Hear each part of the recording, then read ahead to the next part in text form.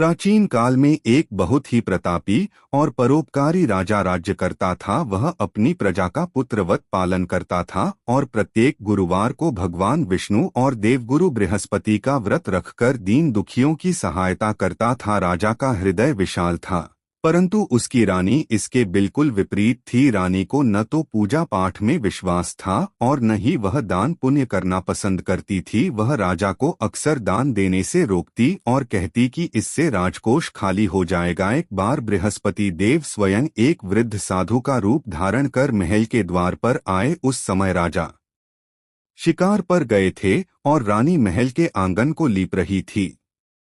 साधु ने भिक्षा मांगी तो रानी ने उत्तर दिया, हे साधु महाराज, मैं इस दान पुण्य से बहुत परेशान हूँ। मेरा सारा समय इसमें निकल जाता है। आप मुझे कोई ऐसा उपाय बताएं जिससे यह सारा धन नष्ट हो जाए और मुझे कभी दान न देना पड़े। साधु ने पहले तो रानी को समझाने का प्रयास किया कि धन का सदुपयोग परोपकार में ही है, लेकिन जब रानी अपनी मांग पर अड़ी रही तो साधु ने कहा, यदि तुम्हारी यही इच्छा है तो तुम आने वाले 7 गुरुवार को घर को गोबर से लीपना, अपने बाल धोना, पुरुषों को हजामत बनवाने को कहना और पीली वस्तुओं का त्याग करना।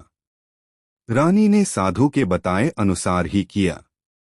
देखते ही देखते 3 गुरुवार के भीतर ही राजा का सारा वैभव समाप्त होने लगा। 7वें गुरुवार तक राजा के पास खाने के लिए अन्न का दाना भी नहीं बचा। वह अपनी प्रजा और परिवार के पालन के लिए दूसरे राज्यों में काम की तलाश में भटकने लगा। भूख से व्याकुल रानी को अपनी गलती का आभास हुआ।